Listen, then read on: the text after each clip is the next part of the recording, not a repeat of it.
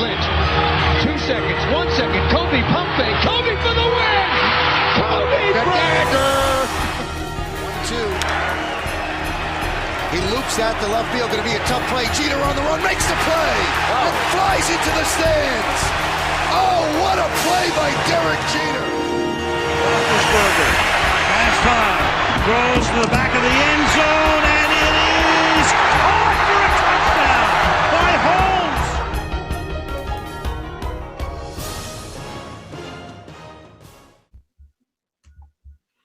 This is the Personal Foul Podcast. I'm your host, Colton Guesser. We got an exciting show on tap for you today with special guest Dean Blandino from Fox Sports. Thanks for coming on, Dean. Thanks for having me. I'm excited to be here. Hey, it's an honor to have you on. For those who don't know, this is a rules expert for Fox Sports. You see him come on with a challenge or a rule interpretation sometimes with the NFL and college. Dean, what's it like just covering the NFL and college? Yeah, it's a lot of fun. I mean, obviously you get to watch football for a career, so I feel very lucky to do it. But it's also a lot of pressure. There's always, especially when you're dealing with officiating, it's not always positive. It's usually negative. And so you're just trying to explain things and make it easier for the people watching at home to understand what's happening and whether it's something rule related or what the replay official is looking at, a decision. And so it's a lot of fun, but it's definitely there's some pressure there. Yeah, you've been around the NFL for quite some time. 1999, you got yourself involved with instant replay, and we clearly have seen where that has gone with the NFL and your impact there with that.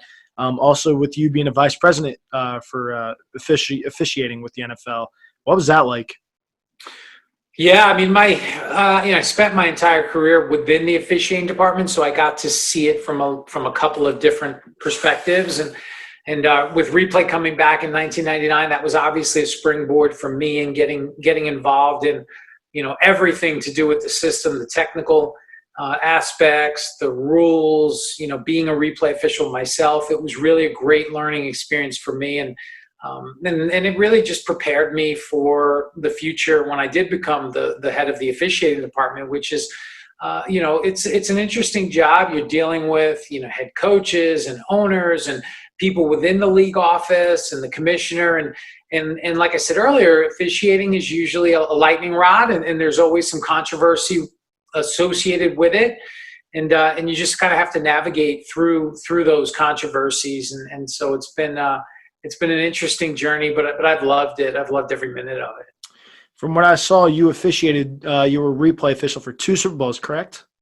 Yeah. I was in the replay booth for 2 Super Bowls, and then as the supervisor within the officiating department of replay, I was in the replay booth for a bunch of other Super Bowls, not the actual replay official, but kind of overseeing. And it was just a lot of fun. I feel very lucky to have that opportunity.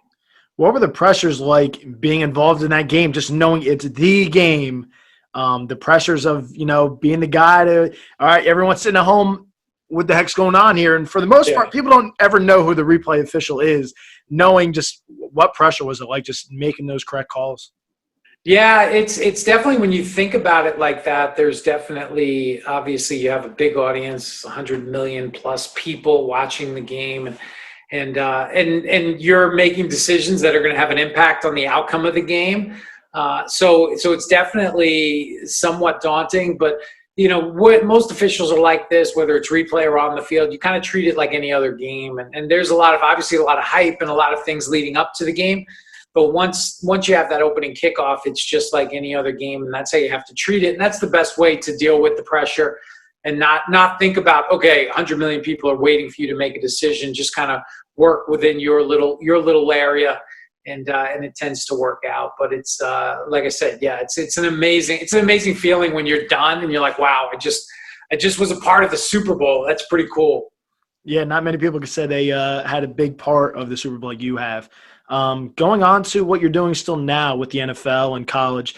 So how does it work? I know I kind of was overhearing your podcast with Nithin Ramacha from the NR Sports Show, and it was kind of breaking down that you and Mike have different games that you guys cover. What's that like? Are you given like a certain game every week? Do you know like weeks in advance, or it's like this week coming up in your meetings and stuff like, hey, you got this game, or do you know like 3 weeks in advance what games you have going forward? Yeah, so what we did this year is we were each assigned to a crew. You know, every game has a broadcast team that does the game, like right, Joe Buck and Troy Aikman and their team. And so we were each assigned to a crew. So we knew, you know, if that crew was working that game, you either myself or Mike was on that game. And that was great. That continuity was great. Got to work with the same producer in the truck, because that's who when I'm in the studio, that's who I'm communicating with most of the time is the producer. And I've got an earpiece and I can communicate to that person in the truck, and they can relay information to the on-air talent. And then if we need to, I can go directly to the on-air talent. And that's when you see kind of the hit where you'll see me on the screen, or you'll see Mike on the screen, and we're talking to the announcers. And that happens, you know, maybe one or two times a game. But we're talking to the producer throughout, and that's kind of how we do the schedule. Going more on to your communication with the on-air talent and just being involved like you were all these years in the NFL, you have a lot of miscommunication sometimes. You hear, like, you say one thing, it's like, that's what I'm thinking what they're going to do here, and the next minute it's the total opposite on the field. How hard is that, just like making that call? You're sitting there and it's like, sometimes I was at a baseball game yesterday, Yankee Stadium, saw the game, and we'll get into more replay, what your thoughts are on other sports in their Sure. replay. But you got the play yesterday. I'm sitting there, I'm like, looks out to me. And you're sitting there looking at it, it's like, it's there, he's out. And next when they come back, saved, they stay with the call in the field, and sitting there, it's like, well, what's the point of replay when you're looking at it? It's like, it's pretty obvious that he's out. And sometimes you have those calls with the NFL as well, where it's like, it looks like it's a catch, or it looks like it's incomplete. Next when they come back, and it's a total opposite what you're expecting. Yeah, that happens from time to time. You're dealing with people and judgment, and sometimes it's going to be a little bit different. For me, I try to, and it's part of the job, right? You're going to try to anticipate what the decision is going to be. I try not to get into the predictions too much without at least explaining what goes into the decision. You know, I don't want to come in the air and go, this is going to be a catch. I want to give the why, right? This is what they're looking at. They're looking to see if the receiver had control, did the ball touch the ground, those types of things. So in essence, it can help the viewer make their own opinion, right? And you're going to have, like everybody that watch, like you said, you're watching the baseball game and you think it's out. Everybody's going to have their opinion. And ultimately, it's the replay official, or in the NFL, the people in New York that have the final say. And sometimes we disagree. I just like to say, look, when I'm always right, they're wrong when they disagree with me, and that's how it is, you know. That's awesome. But yeah, it's crazy. And what are your thoughts over some of the changes that the NFL has taken with officiating? Figure 2 years ago we had challenging penalties and stuff that was absolutely not good. Let's get rid of that all of a sudden. And I think it's better that it's gone. But what are your thoughts on like the changes over the years with especially something like that, challenging penalties? Yeah, it's such a, and I've been a part of the NFL for a long time in the competition committee, and we've had these discussions for years. And it's kind of like, where do you draw the line? Replay was put in to help correct the obvious error in a significant situation, and dealing with objective things, right? The ball touching the ground, the foot hitting the sideline. And now we get into, right, pass interference review. That's very subjective. I may think it's enough to impede the receiver. You may think it's not enough. And we saw that play out in 2019 and how difficult that was to execute. So I think replay it's definitely been a positive. It's been a good thing for the game overall. But I think there's a line, and I don't think you can get involved in every decision that officials make, because there's just so many, and a lot of it is subjective. You have 7 officials in an NFL football field. Each one is making multiple decisions during a play. That's thousands and thousands of decisions. And are you going to be able to review every single decision and make sure everything is completely correct? It's just not possible. So again, I think you have to kind of draw that line between fixing the obvious mistake that's going to have an impact on the outcome of the game and letting the officials do their job so the game flows and you don't.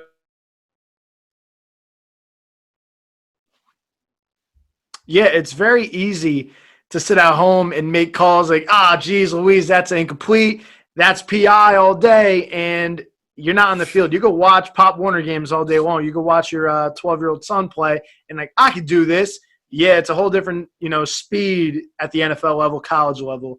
What are your thoughts on the changes over the catch over the years? As you could tell, I'm a Steeler fan, so I had the Jesse James call go against the Steelers, and you got Des Bryant, Calvin Johnson. What are your thoughts on the changes over the catch over the past few seasons? Yeah, the catch rule has been, it's been a subject for debate for a long time, as long as I've been a part of the NFL and even before that. And it's that subjective element of the catch. And did he have the ball long enough? Did he perform a football move? All of those things. And again, we're still talking about judgment. And so I think what the league has tried to do is to make the rule as objective as possible. And I think they've done a good job with that. There's always going to be the debate. There's always going to be a Jesse James play or a Des Bryant play. I was involved in the Des Bryant play. Obviously, that was controversial. I remember the Jesse James play. Mike Tomlin called me later that night to ask, what I thought about it, and so this is the head coach of the team that it's controversial and it's subjective and it's always going to be a part of the game. I think you're never going to have a season. A week where you don't have some debate about the catch rule or something officiating related. It's just part of the deal.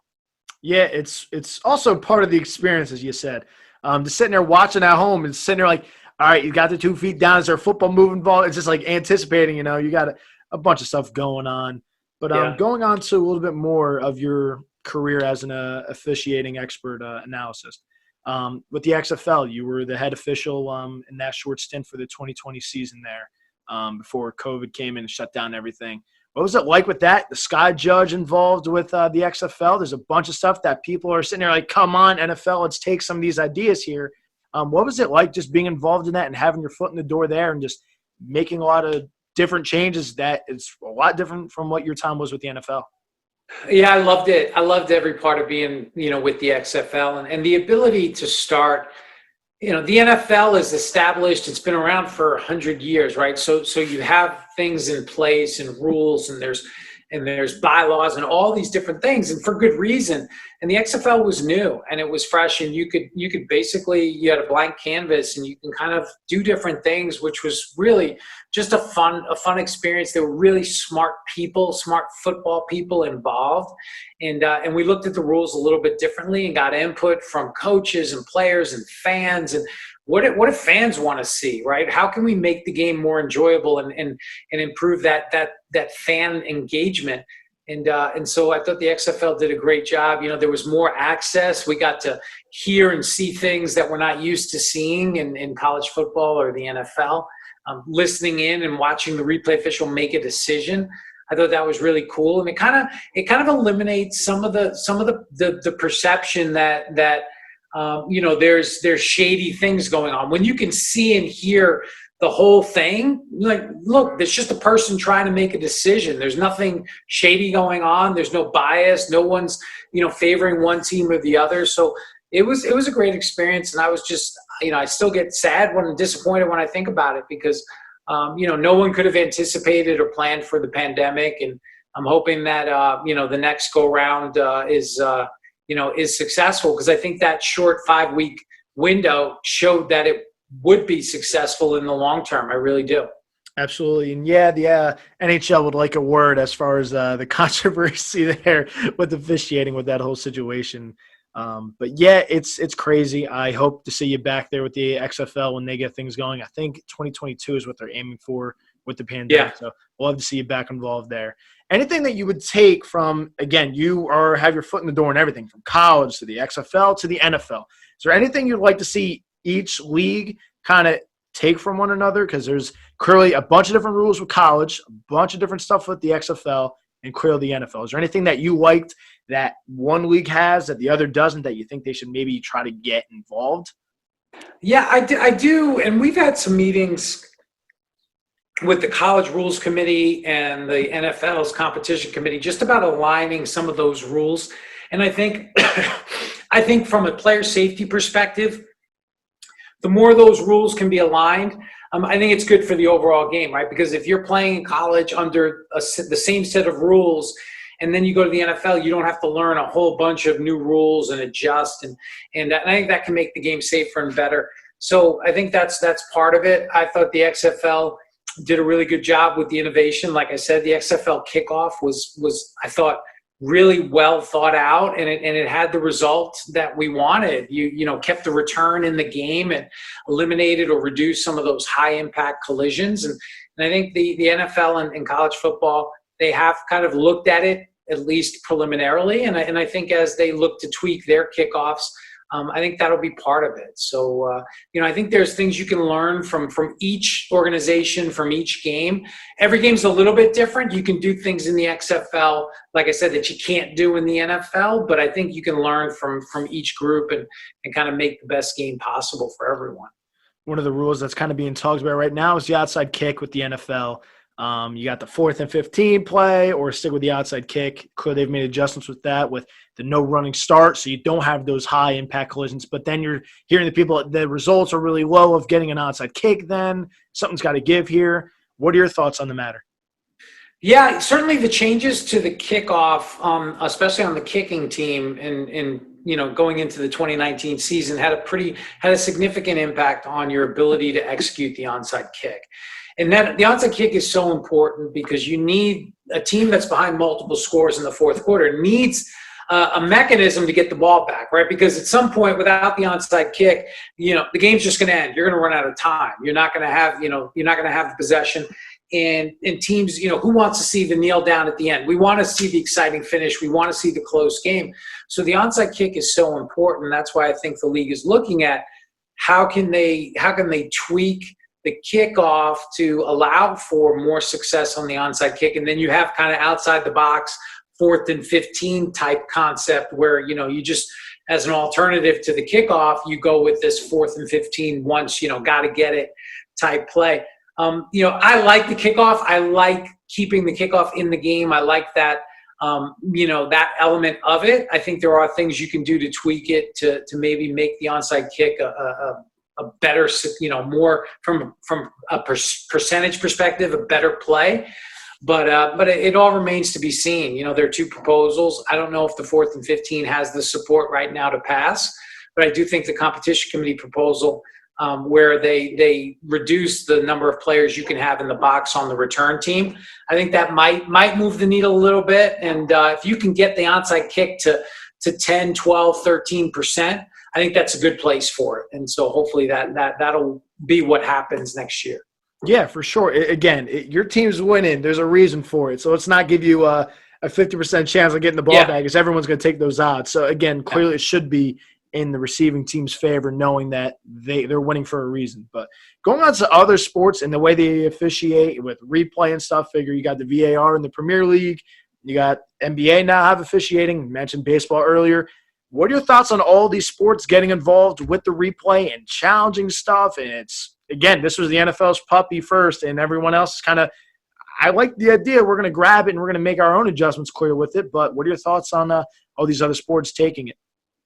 Yeah, it was inevitable, and we knew, you know, the NFL first had replay in 1986, and it was a very – I mean, before your time – I mean, and it was before my time even, you know, it was 2 VCRs, right? And so if you even know what a VCR is, I mean, you had to record both. And if you wanted to see something, you had to stop one, rewind it while the other one still recorded. And then if the other angle was on the other deck, you had to stop that one, put it in record.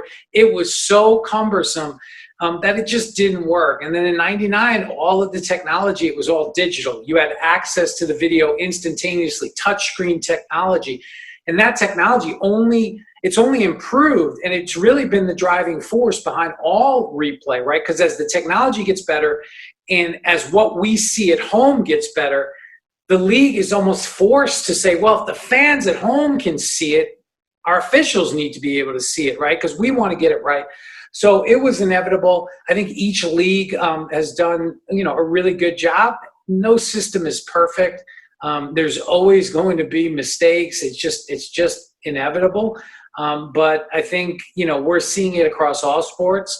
We're seeing it in high school now for different sports in different areas of the country. And who knows in 10, 15 years where the technology is going to be and what we're going to be looking at, at that point.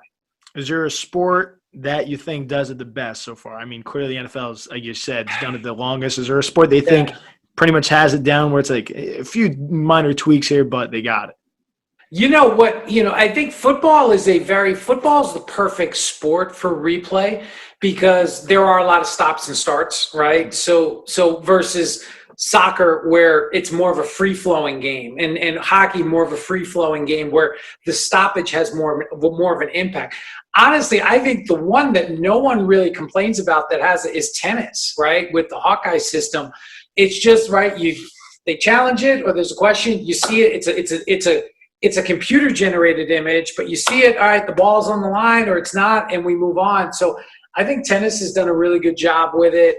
Like I said, I think all the organizations have done well. But it's just, again, it's always changing. The technology continues to get better. The scrutiny and the demand for perfection continues to increase. And it's only gonna, now we get legalized gambling involved. Yeah. The expectation is going to be you got to be 100% perfect, and we know that's not attainable. But that's what people expect, and that's a challenge. It absolutely is a challenge. One more question before I get into my final one for you. Do you think, I know the NFL officials are pretty much after the season's over, that's kind of it. Like a lot of people want to see these guys hired full-time all year long where they're getting the training and stuff. Do you think that's something that the NFL has looked into, or is that just like not the case? You kind of can't like afford to do that kind of thing. Yeah, no, the NFL has looked into it. During my time when I was head of officiating, we hired some full-time officials. We were in the process of trying to identify what they would do during the off season. I think it's kind of a misconception that officials, the season ends and they don't do anything. I mean, they are working, watching videos. They're trying to get themselves in the best physical shape as possible. Once there is a negotiated time off period for NFL officials, they have a union just like the players do. And so they get time off from the end of the Super Bowl to May 15th. But then once May 15th rolls around, now they're on the clock. They're getting ready. There's clinics. There's Zoom meetings. Everything else, they work OTAs and training camps and mini camps in a normal non-COVID world. So I think full-time officials is kind of a misnomer, but I certainly think there's more opportunity for NFL officials and football officials to continue to get better and work, in the off season, whether it's practice or other things, because more reps is always going to help you in whatever you do, right? Any endeavor, the more you do it, the better you're going to be. So I think it's something the NFL will continue to look at. For sure. Again, it's very easy to sit on the couch and say, I can do better. You got to see how fast this game is and how fast the players are and how fast things actually happen. Yeah, no question. For you to actually make that call for yourself. But, yeah, my last one for you. Again, it's been an honor to talk to you, Dean. What was your favorite part of being involved with the NFL, college, XFL? What's your favorite part of being involved with all that? Just watching football? What is it? Well, I mean, I'm a football fan first. I played football in my pretty much my entire youth into high school, and so watching the game has always been a real. It's just a great thing for me, like a lot of people. But for me, the part of the job that I loved the most was just kind of being a part of the rules. The rules changes, the writing, the application, because that impacts the game, right? It makes the game safer for the players. It makes it more fair. So that for me was always a big deal, and probably my favorite part, being a part of the competition committee meetings and discussing different things. How can we make the game better? How can we make it, safer? How can we protect our players from unnecessary risk? So that was always a big part that I really enjoyed in my time with the NFL and college football and the XFL. As you said, fan comes first, and that's what this show is all about, the fans, hearing from the experts like you. Dean, it was an honor to talk to you. Thanks, Colton. Appreciate it. You can follow Dean on Twitter at Dean Blandino. You see him there. He'll post everything possible. He gets into contact with some people. He's a great guy to follow. So be out there following Dean. You can follow the podcast at Foul Scorer Podcast on Twitter. And you can find the Personal Foul Podcast anywhere you get your podcast. Spotify, Apple Play, Google Play, Apple Podcasts. It's everywhere. YouTube. Be on the lookout for that. And thanks, Dean. That is a wrap for the Personal NFL Podcast.